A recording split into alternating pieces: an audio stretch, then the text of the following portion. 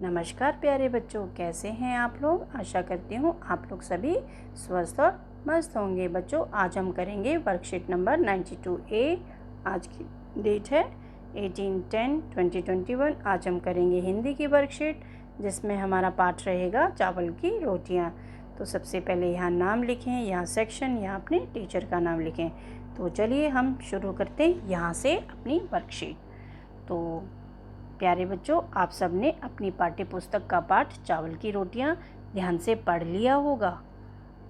आइए आज हम इस पाठ में कुछ नया और रोचक सीखते हैं। तो देखें आज हमको क्या सिखा रहे हैं इस वर्कशीट में।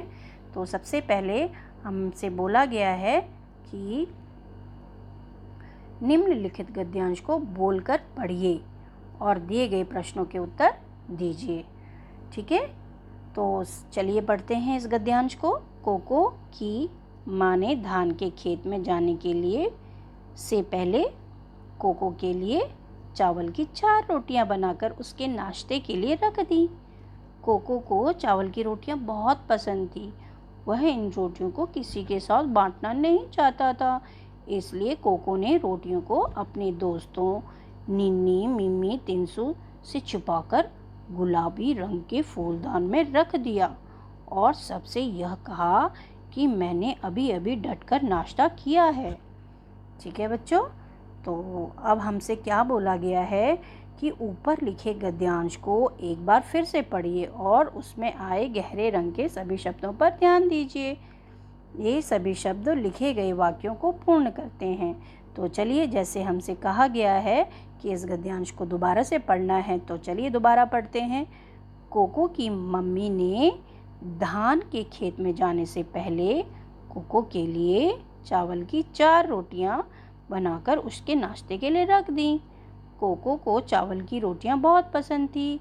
वह इन रोटियों को किसी के साथ बांटना नहीं चाहता था, इसलिए कोको ने रोटियों को अपने दोस्तों निन्नी, मिमी, तिनसु से छिपाकर गुलाबी रंग के फूलदान में रख दिया और सबसे यह कहा मैंने अभी अभी डटकर नाश्ता किया है। ठीक है बच्चों, तो अब इसमें हमें कुछ शब्द ऐसे दिखाई दे रहे हैं जो गहरे रंग के हैं, जैसे की, के लिए, की, के लिए, को, की, को, के, से, मैं। तो बच्चों, अगर आप इन शब्दों के बिना इस गद्यांश को पढ़ोगे तो देखिए कैसे लगेगा। कोको मम्मी ने धान खेत जाने पहले कोको चावल 4 रोटियां बनाकर उसके नाश्ते रख दी। तो आप देख रहे हैं इस वाक्य को जब हमने पढ़ा इन गहरे शब्दों के बिना, तो ये वाक्य निरर्थक सा लग रहा है, हमें अर्थहीन लग रहा है।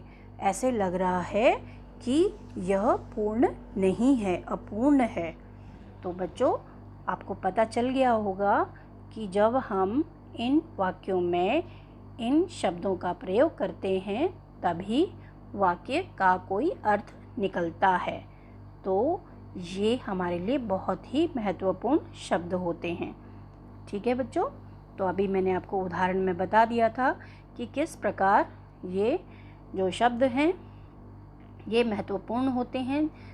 इनमें से अगर हमें किसी भी को हटा दिया तो देखिए कैसा क्या हो जाता है। कोको चावल रोटियां बहुत पसंद हैं, तो वाक्य अधूरा लग रहा है। इन 2 शब्दों को और की ने इस वाक्य को पूर्ण किया है। ऊपर दिए गए गद्यांश में आए गहरे रंग के जितने भी शब्द हैं, चाहे वो की है, के है, मैं है, के लिए है, से है, को है, ये सब क्या हैं? कारक चिन्ह हैं। ये सब क्या हैं बच्चों? कारक चिन्ह। इनको हम कहते हैं कारक चिन्ह। क्या कहते हैं? कारक चिन्ह। ठीक है, तो अब हमें ध्यान रहेगा इस बात का। तो एक बारी देखें कि इन्हें क्या कहते हैं। शब्दों को आपस में जोड़ने वाले ये शब्द कारक चिन्ह कहलाते हैं। कौन से वाले शब्द बच्चों? ये वाले। ठीक है, ये वाले शब्द जो हैं कारक चिन्ह कहलाते हैं। ठीक है, जिन्हें मैंने काटा है अभी। तो अब आपको ध्यान रहेगा। चलिए हम आगे बढ़ते हैं। इन कारक चिन्हों से संबंधित कुछ नीचे एक रिक्त स्थान दिए गए, कुछ रिक्त स्थान दिए गए हैं, इन्हें हमने पूरा करना है और कुछ कारक चिन्ह हमें साथ में दिए भी गए हैं। तो चलिए शुरू करते हैं बच्चों। तो सबसे पहले हम जो है इस पर आते हैं, इस वाले वाक्य पर। इस वाक्य में क्या बोला है? माँ, क्या आएगा इसमें? माँ ने कोको के लिए, यहाँ पर क्या आएगा बच्चों? के लिए चावल की रोटियां बनाकर रखी थीं। अब हम आते हैं दूसरे पर। दूसरे पर हमने क्या करना है? कोको ने, यहाँ पर भी ने आएगा। कोको ने रोटियों को फूलदान में छिपाकर रख दिया। अब हम आते हैं नंबर 3 पे। नंबर 3 पे हमने क्या करना है? कोको की माँ खेत में यहाँ बिंदु आएगा, काम करती थी, खेत में काम करती थी। अब हम आते हैं नेक्स्ट पे। नेक्स्ट पे जो है हमसे क्या पूछा गया है? हमसे बोला गया है कोको ने अपने मित्रों से झूठा बहाना बनाया। ठीक है, तो इस तरीके से हमारा ये समाप्त होता है ये वाला प्रश्न भी।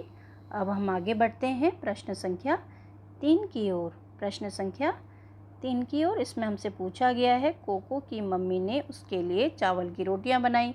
आपके घर में चावल के कौन कौन से पकवान बनाए जाते हैं? किन्हीं 3 पकवानों के नाम लिखने हैं। तो चावल से कौन कौन से पकवान बनाए जाते हैं हम सभी के घर में? खीर, ठीक है, और क्या बनता है? डोसा, ये भी चावल से बनता है, चावल को पीस कर बनता है डोसा। इडली, ठीक है, ये भी चावल से बनता है। और चावल के पुए भी बनते हैं। चावल का और क्या बनता है? चावल का अप्पम बनता है, चावल के चिल्ले भी बन सकते हैं। बहुत सारी चीज़ें हैं जो चावल से बनती हैं।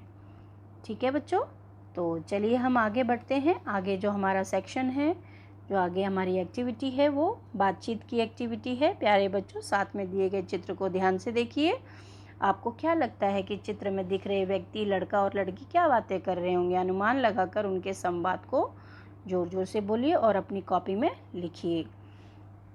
तो यहाँ पर हमने इसका नाम मीना रख दिया है, ये पिताजी हैं, और इसका नाम हम मुन्ना रख देते हैं।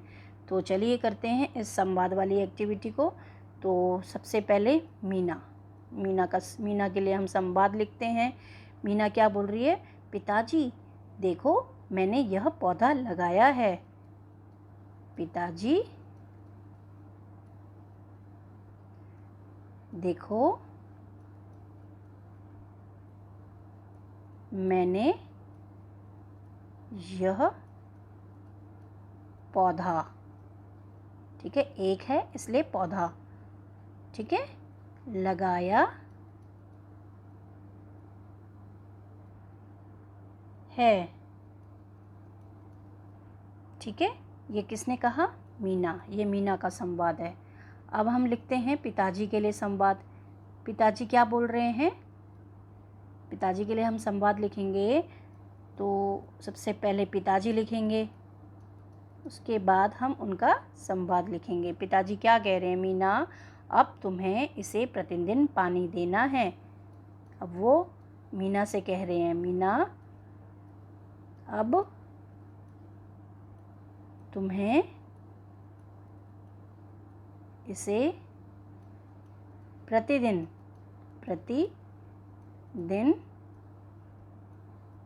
पानी देना है। ठीक है, ये पिताजी मीना से कह रहे हैं। अब तीसरा संवाद जो है तीसरे पात्र का होगा। तीसरा पात्र क्या है? तीसरा पात्र है मुन्ना। तो मुन्ना के लिए हम संवाद लिखते हैं। मुन्ना क्या कह रहा है? हम इसकी देखभाल भी करेंगे। हम यानी कि मीना और मुन्ना, हम इसकी देखभाल भी करेंगे। तो ये अपने पिताजी से वह बोल रहा है। तो इस तरीके से ये संवाद वाली क्रिया भी समाप्त होती है। तो बच्चों, आपको ये वर्कशीट मज़ेदार लगी है ना? अब बताइए कि आज आपने क्या नया सीखा। इस पर आप डिस्कशन कीजिए अपनी अभिभावकों से, और जो है अभिभावकों के लिए भी कुछ सुझाव दिए गए हैं कि बच्चों को बताइए कि स्वच्छ भोजन करना उनके स्वास्थ्य के लिए क्यों आवश्यक है, और साथ ही यह भी समझाइए कि भोजन करने से पहले हाथ धोना क्यों ज़रूरी है। तो बच्चों, आज की वर्कशीट आपको अच्छी लगी, मज़ेदार लगी, आपने बहुत सारी चीज़ें इससे सीखी। तो आशा करती हूँ आपको ये वर्कशीट समझ भी आई होगी। तो इस तरीके से हम दोबारा से मिलेंगे नई वर्कशीट पे। तब तक के लिए बाय बाय।